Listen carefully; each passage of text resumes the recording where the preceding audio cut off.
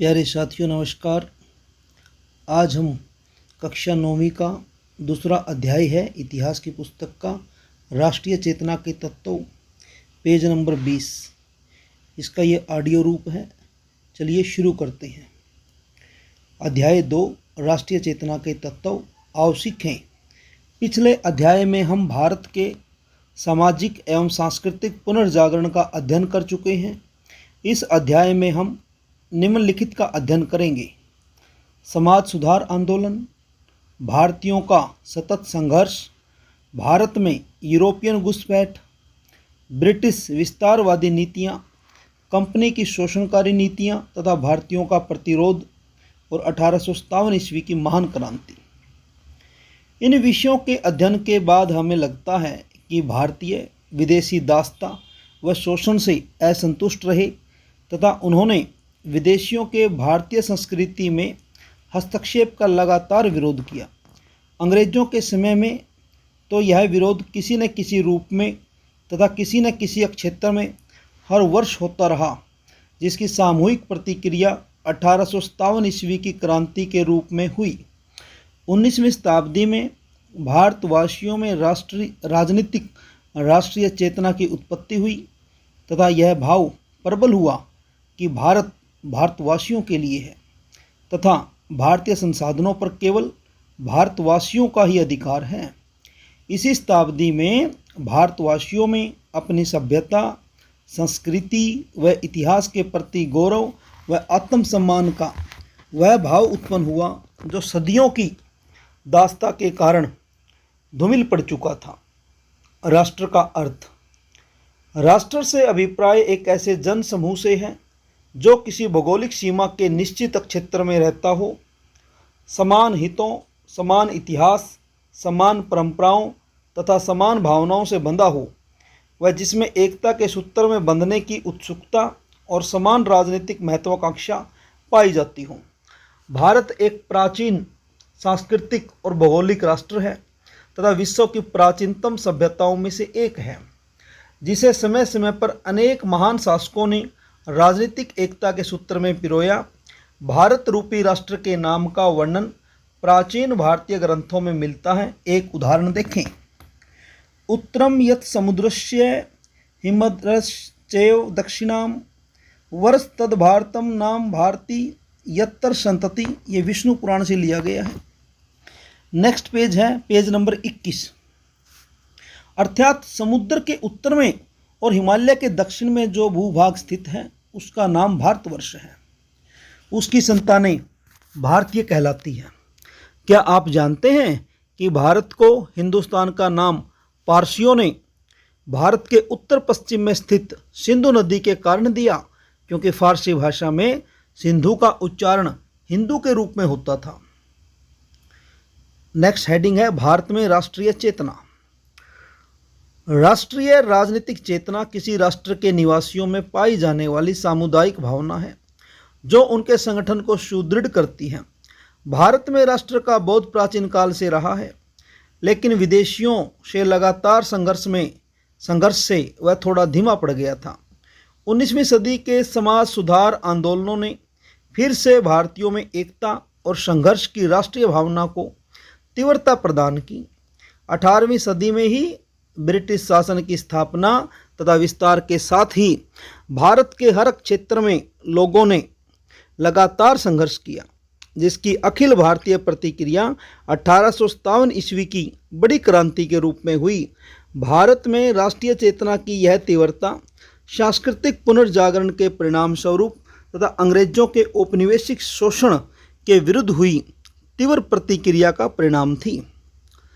जब इसरो के किसी मिशन को सफलता मिलती है अथवा जब हमारी सेना पड़ोसी देश में छिपे आतंकवादियों पर सर्जिकल स्ट्राइक करती है, या फिर खेल के मैदान में हमारे देश की टीम वर्ल्ड कप जीत जाती है, तो हमें जो अनुभव होता है वही राष्ट्र प्रेम और राष्ट्रीयता है।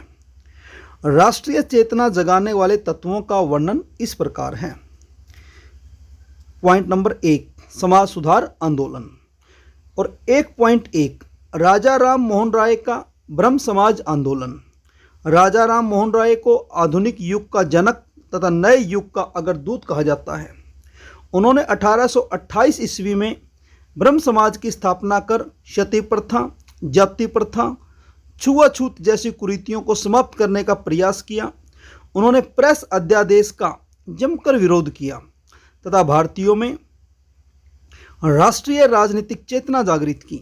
वे पहले भारतीय थे जिन्होंने देशवासियों की कठिनाइयों व शिकायतों को ब्रिटिश सरकार के सम्मुख रखा तथा संगठित होकर राजनीतिक आंदोलन चलाने का मार्ग प्रशस्त किया।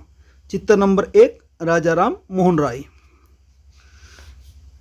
पेज नंबर 22, 1.2 स्वामी दयानंद सरस्वती का आर्य समाज आंदोलन। स्वामी दयानंद सरस्वती दूसरे महान समाज सुधारक थे। उन्होंने 1875 ईस्वी में आर्य समाज की स्थापना की तथा भारतीय समाज में व्याप्त अंधविश्वासों का घोर विरोध किया। उन्होंने वेदों की ओर लौटो का नारा देकर भारतीयों को वैदिक सभ्यता व संस्कृति की ओर आकर्षित किया। उन्होंने अपने ग्रंथ सत्यार्थ प्रकाश में स्वदेशी राज को विदेशी राज से अच्छा बताया। उन्होंने स्वदेश, स्वधर्म तथा स्वभाषा का विचार दिया। आर्य समाज ने भारत को अनेक राष्ट्रीय नेता दिए। चित्र 2, स्वामी दयानंद। 1.3 स्वामी विवेकानंद का रामकृष्ण मिशन आंदोलन। 19वीं सदी के महान समाज सुधारकों में स्वामी विवेकानंद का नाम विशेष स्थान रखता है। वे रामकृष्ण परमहंस के प्रिय शिष्य थे। उन्होंने शिकागो विश्व धर्म संसद में हिंदू धर्म का प्रतिनिधित्व किया तथा 1897 ईस्वी में रामकृष्ण मिशन की नींव रखी। उन्होंने भारतीय सभ्यता व संस्कृति को विश्व की सर्वश्रेष्ठ सभ्यता कहा, जिससे भारतवासियों में सांस्कृतिक चेतना उत्पन्न हुई। उन्होंने दुर्बलता को पाप व मृत्यु कहा तथा भारतीयों का आह्वान किया कि उठो, जागो और तब तक मत रुको जब तक कि तुम अपना लक्ष्य प्राप्त न कर लो। इस प्रकार उन्होंने भारतीयों में आत्मसम्मान व स्वाभिमान की भावना भरकर राजनीतिक चेतना उत्पन्न की। चित्र 3, स्वामी विवेकानंद। गतिविधि: आर्य समाज, स्वामी दयानंद एवं रामकृष्ण मिशन, स्वामी विवेकानंद से प्रेरित राष्ट्रीय नेताओं की सूची बनाओ। 1.4 थियोसॉफिकल आंदोलन। यहाँ पर चित्र है। चित्र 4.1 C.F. एंड्रूस मीन्स भारतीय सभ्यता एवं संस्कृति से प्रभावित विदेशी। चित्र 4.2 एनी बेसेंट। चित्र 4.3 मैडम ब्लेवात्स्की एवं कर्नल आलकाट।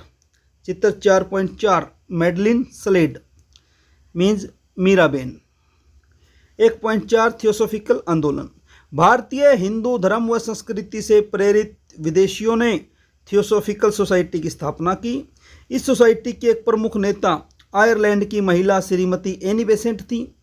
भारतीयों ने जब अपने धर्म, सभ्यता व संस्कृति की प्रशंसा इस विदेशी महिला के मुख से सुनी तो वे प्रभावित हुए बिना नहीं रह सके।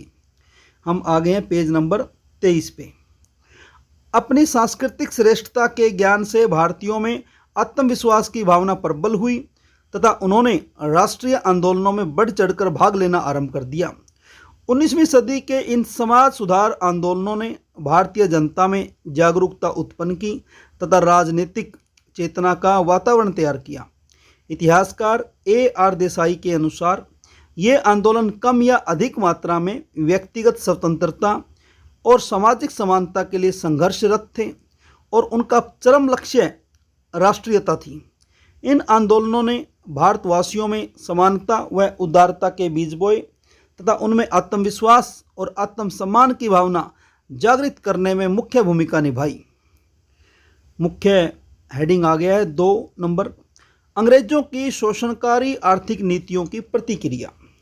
ईस्ट इंडिया कंपनी की स्थापना ब्रिटिश व्यापारियों ने अधिक से अधिक लाभ कमाने के लक्ष्य से की थी।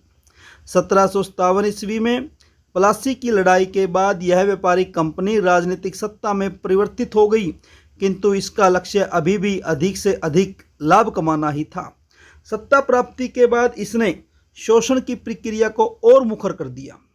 इसने शोषणकारी आर्थिक नीतियां अपनाकर भारत का अधिक से अधिक शोषण व दोहन किया। प्रतिक्रिया स्वरूप स्थानीय व क्षेत्रीय विरोध हुए जो बाद में राष्ट्रीय विरोध में परिवर्तित हो गई।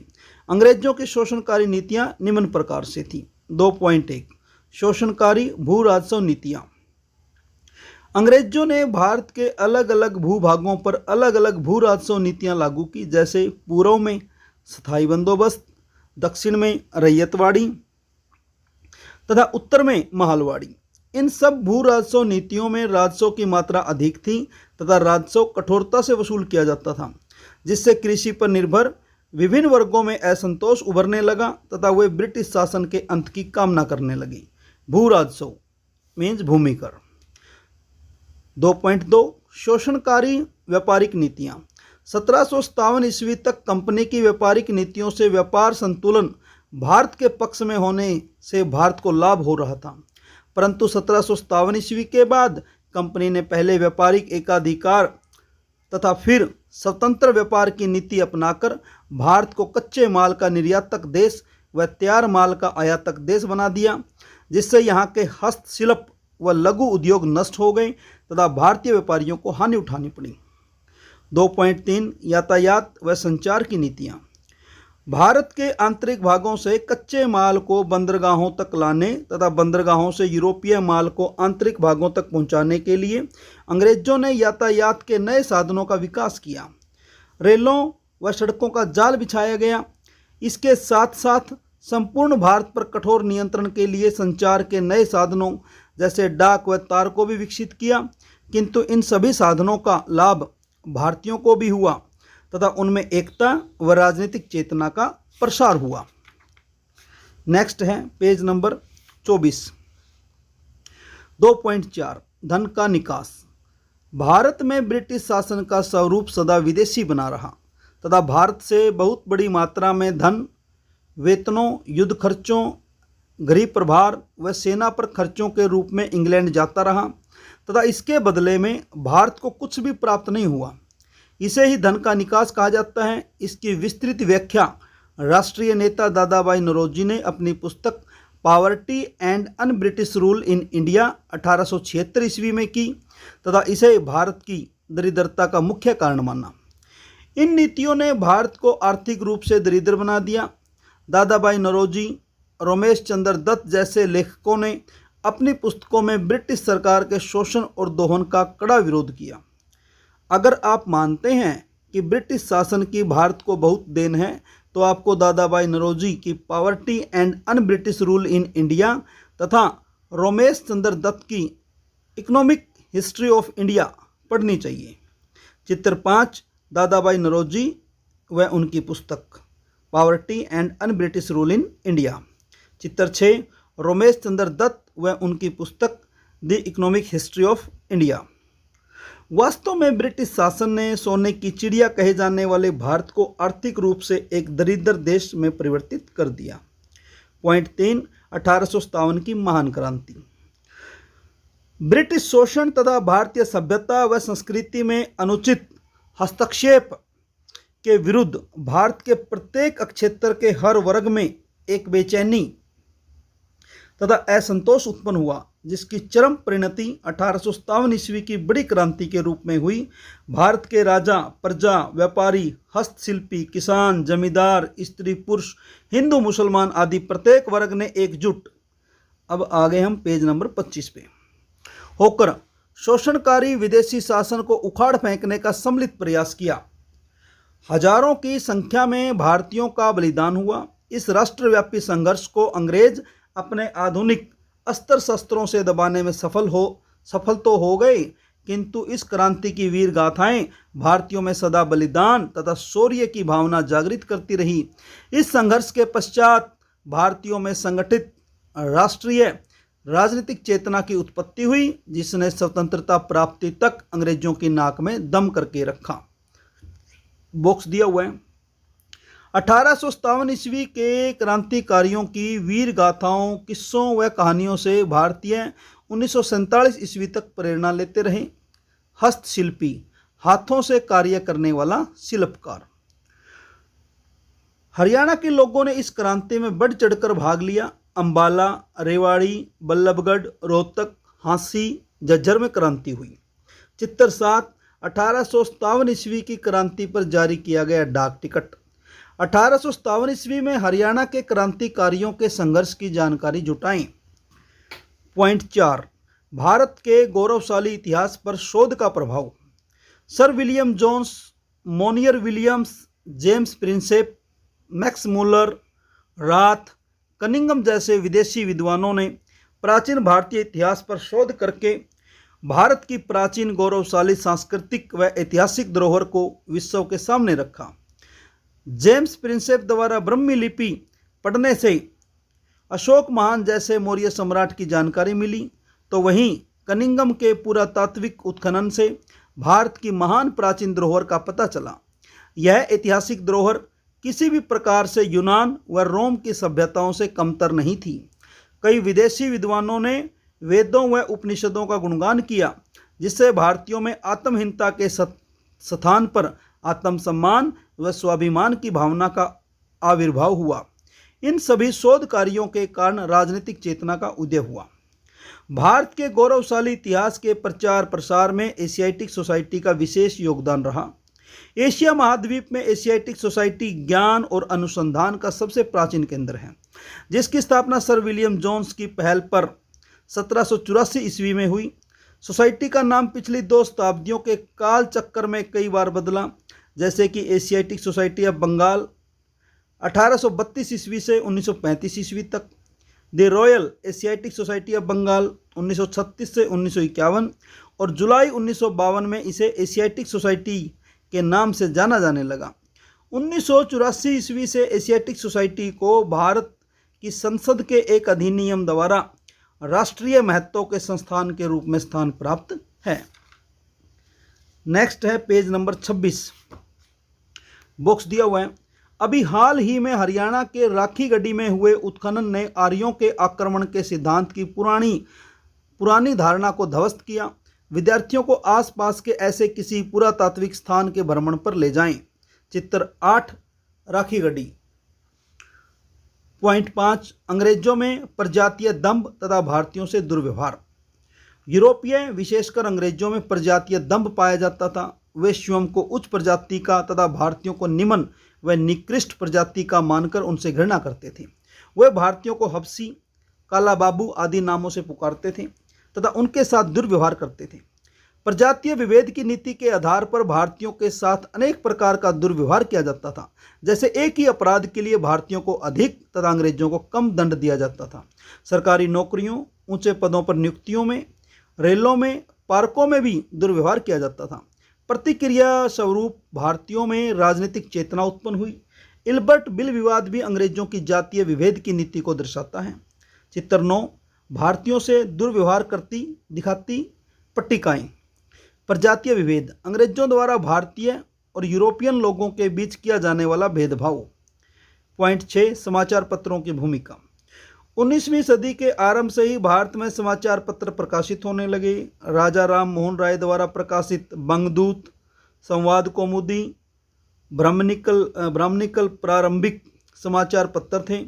बाद में और भी अनेक समाचार पत्र जैसे बंगाली, अमृत बाजार पत्रिका, इंदु प्रकाश, मराठा, केसरी, दी हिंदू, कोहिनूर, प्रताप, यंग इंडिया आदि प्रकाशित हुए। ये पेज नंबर 27 आ गया। 1877 ईस्वी तक भारतीय भाषाओं में छपने वाले समाचार पत्रों की संख्या 169 तक पहुंच गई थी। इन समाचार पत्रों में अंग्रेजी सरकार की आलोचना प्रकाशित होने लगी तथा साथ ही इन समाचार पत्रों ने लोकतांत्रिक विचारों व स्वतंत्रता की भावना को जनता में लोकप्रिय बनाया। कालांतर में ये आधुनिक भारतीय राष्ट्रीयता का दर्पण व जनता को शिक्षित करने का माध्यम भी बन गई। बॉक्स है, आओ जानते हैं कि राष्ट्रीय नेताओं के लेख अंग्रेजी सरकार को कैसे परेशान करते थे। 1897 ईस्वी में पूना में बैंकर प्लेग की बीमारी फैली। अंग्रेजी सरकार की ओर से जनता के लिए राहत कार्य की गति बहुत धीमी थी। तिलक ने सरकार की लापरवाही और संवेदनहीनता की कड़ी निंदा की। इसी बीच वहां प्लेग कमेटी के अध्यक्ष रैंड और आयर्स्ट की चापेकर बंधुओं ने 27 जून 1898 ईस्वी को हत्या कर दी। यह हत्या जनता के गुस्से और प्रतिरोध का प्रतीक थी। लोकमान्य तिलक ने अपने लेख में इस हत्या की निंदा की, किंतु इसके लिए सरकारी नीतियों को दोषी ठहराया। अंग्रेजी अखबारों की दृष्टि में तिलक दोषी थे। राजद्रोह के अभियोग में उन्हें 18 महीने की कड़ी सजा सुना दी गई। इस घटना ने देश के जनमानस को हिला दिया। नेक्स्ट पॉइंट है 7वां, राष्ट्रीय साहित्य की भूमिका। 19वीं सदी में समाचार पत्रों की भांति ही राष्ट्रीय साहित्य ने भी उपन्यासों, निबंधों, नाटकों, कविताओं, कहानियों, जीवन चरित्रों के माध्यम से आधुनिक राष्ट्रीय चेतना जगाने में अहम भूमिका निभाई। दीनबंधु मित्र के नाटक नीलदर्पण, बंकिम चंद्र चटर्जी के उपन्यास आनंद मठ व देवी चौधरानी, भारतेंदु हरिश्चंद्र के नाटक भारत दुर्दशा, वीर सावरकर की रचना the Indian war of independence 1857 इत्यादि रचनाओं ने भारतीयों में राष्ट्रीय स्वाभिमान की भावना उत्पन्न की। चित्र 11 वीर सावरकर की पुस्तक। चित्र 12 नीलदर्पण। 1857 ईस्वी का स्वतंत्रता समर एक प्रसिद्ध ग्रंथ है जिसके लेखक प्रसिद्ध स्वतंत्रता सेनानी वीर सावरकर थे। इस ग्रंथ में उन्होंने तथाकथित सिपाही विद्रोह का सनसनीखेज व खोजपूर्ण इतिहास लिखकर ब्रिटिश शासन को हिला डाला था। इस ग्रंथ को प्रकाशन से पूर्व ही प्रतिबंधित होने का गौरव प्राप्त है। बांग्ला नाटककार दीनबंधु मित्र का 1860 ईस्वी में प्रकाशित नाटक नीलदर्पण एक महत्वपूर्ण कृति है। इस नाटक में बंगाल के किसानों के ऊपर अंग्रेजों द्वारा किए गए अमानुषिक अत्याचारों की बड़ी भावपूर्ण अभिव्यक्ति हुई है। Page number 28। चित्र नंबर 13 आनंद मठ व बंकिम चंद्र चटर्जी। बांग्ला में रविंद्रनाथ टैगोर, असमी में लक्ष्मीनाथ बेजबरुआ, मराठी में विष्णु शास्त्री चिपलुणकर, तमिल में सुब्रमण्यम भारती, हिंदी में मुंशी प्रेमचंद, उर्दू में अल्ताफ हुसैन हाली प्रमुख राष्ट्रीय लेखक थे। इनकी रचनाओं ने राष्ट्रीयता की भावना को बढ़ावा दिया। राष्ट्रीय गीत वंदे मातरम एक बॉक्स में दिया हुआ है, इसे आप पढ़ लेना। आओ राष्ट्रीय गीत याद करें तथा विद्यालय की प्रार्थना सभा में इसका नित्य प्रति गायन कर अभ्यास करें। नेक्स्ट बॉक्स में है राष्ट्रीय आंदोलनों में धार्मिक अनुष्ठानों का महत्व। क्या आप जानते हैं कि भारत में राष्ट्रीय आंदोलनों में धार्मिक अनुष्ठानों का विशेष महत्व है? कुछ राष्ट्रीय नेताओं ने धार्मिक पर्वों व उत्सवों का प्रयोग भी राष्ट्रीयता के प्रचार प्रसार व राजनीतिक जागरूकता के लिए किया था। इनमें महाराष्ट्र में गणेश उत्सव व शिवाजी उत्सव तथा बंगाल में दुर्गा पूजा मुख्य है। पेज नंबर 29.8 लॉर्ड लिटन की दमनकारी नीतियां। लॉर्ड लिटन 1876 ईस्वी से 1880 ईस्वी के बीच भारत का वायसराय रहा। उसकी अन्यायपूर्ण प्रतिक्रियावादी नीतियों से भारत में आधुनिक राष्ट्रीयता की भावना का प्रसार हुआ। चित्र 14 लॉर्ड लिटन वायसराय। भारत में इंग्लैंड के सम्राट अथवा सरकार का प्रतिनिधि। कुछ दमनकारी नीतियां। 1876 ईस्वी में ICS की प्रवेश परीक्षा में बैठने की आयु घटाकर 19 वर्ष करना। 1877 में देश भर में अकाल के समय दिल्ली में शानदार शाही दरबार का आयोजन करना। 1878 में शस्त्र अधिनियम पास करके भारतीयों द्वारा शस्त्र रखने पर प्रतिबंध लगाना। 1878 ईस्वी में वर्नाक्युलर प्रेस अधिनियम पास करके भारतीय भाषाओं में छपने वाले समाचार पत्रों पर रोक लगाना। लॉर्ड लिटन की इन दमनकारी नीतियों के विरुद्ध भारतीयों में असंतोष व रोष उत्पन्न हुआ। वर्नाक्युलर अर्थात देसी भाषा। पॉइंट 9 पश्चिमी शिक्षा तथा भारतीय बुद्धिजीवियों का योगदान। चित्र 15 वोल्टेयर एवं रूसो। लॉर्ड मैकाले के प्रयासों से 1835 ईस्वी में भारत में पश्चिमी अर्थात अंग्रेजी शिक्षा का आरंभ हुआ। अंग्रेजी शिक्षा को लागू करने के पीछे अंग्रेजी सरकार का उद्देश्य सस्ते क्लर्क, वफादार वर्ग तथा अंग्रेजी माल की अधिक से अधिक खपत करना था। आरंभ में ऐसा हुआ भी, किंतु शीघ्र ही अंग्रेजी पढ़कर भारत में एक नए भारतीय बुद्धिजीवी वर्ग का उदय हुआ। मिल्टन, सेले, बेंथम, मिल, स्पेंसर, रूसो, वोल्टेयर जैसे पश्चिमी साहित्यकारों व दार्शनिकों को पढ़कर तथा 1789 ईस्वी की फ्रांसीसी क्रांति, इटली व जर्मनी के एकीकरण व आयरलैंड के स्वतंत्रता संघर्ष से प्रेरणा लेकर यह वर्ग स्वतंत्रता व स्वशासन की ओर आकर्षित हुआ। पेज नंबर 30 पॉइंट 10 तत्कालीन अंतर्राष्ट्रीय घटनाओं का प्रभाव। उस समय राष्ट्रीयता विश्व भर में हिलोरे मार रही थी। इसलिए अंतर्राष्ट्रीय स्तर पर राष्ट्रीयता की तीव्र लहर ने भारतीयों को भी स्फूर्ति प्रदान की। 1776 ईस्वी की अमेरिकी क्रांति, 1789 ईस्वी की फ्रांसीसी क्रांति, यूनान के स्वतंत्रता संघर्ष, इटली व जर्मनी के एकीकरण तथा आयरलैंड के स्वतंत्रता संघर्ष ने भारतीयों के मनोभाव को प्रभावित किया। सुरेंद्र नाथ बनर्जी व लाला लाजपत राय मैजनी से प्रभावित थे, तो वहीं सुभाष चंद्र बोस पर गैरिबोल्डी का प्रभाव था। इसके अतिरिक्त अबिसीनिया द्वारा इटली की पराजय 1896 ईस्वी में तथा जापान द्वारा रूस की पराजय 1905 ईस्वी की घटनाओं ने भी आधुनिक भारतीय राष्ट्रीयता को जुझारू बनाने में योगदान दिया। चित्र 16 मैजनी, चित्र 17 गैरिबोल्डी। गतिविधि: उल्लेखित अंतर्राष्ट्रीय घटनाओं एवं व्यक्तियों पर अनुच्छेद लिखें। पॉइंट 11, विभिन्न राजनीतिक संगठनों की स्थापना। जैसे जैसे भारतीयों में राजनीतिक चेतना बढ़ती गई, वैसे वैसे राजनीतिक संगठनों का निर्माण होता चला गया। 1838 ईस्वी में भारत के जमींदारों के हितों की रक्षा के लिए पहला राजनीतिक संगठन लैंड होल्डर सोसाइटी बना। 1843 ईस्वी में बंगाल ब्रिटिश इंडिया सोसाइटी बनी। इसके बाद दोनों को मिलाकर 1851 ईस्वी में ब्रिटिश इंडिया एसोसिएशन का निर्माण हुआ। 1875 ईस्वी में इंडियन लीग, तो 1876 ईस्वी में इंडियन एसोसिएशन का निर्माण हुआ। इसी तरह से कई अन्य संगठन जैसे बॉम्बे एसोसिएशन, पूना सार्वजनिक सभा, मद्रास महाजन सभा आदि का गठन हुआ। इसी कड़ी में 1885 ईस्वी में एक सेवानिवृत्त अंग्रेज अधिकारी A.O. ह्यूम ने इंडियन नेशनल कांग्रेस की स्थापना की। इसके बाद भी कई अन्य राजनीतिक व क्रांतिकारी संगठनों जैसे अनुशीलन समिति, अभिनव भारत, गदर पार्टी आदि का निर्माण हुआ।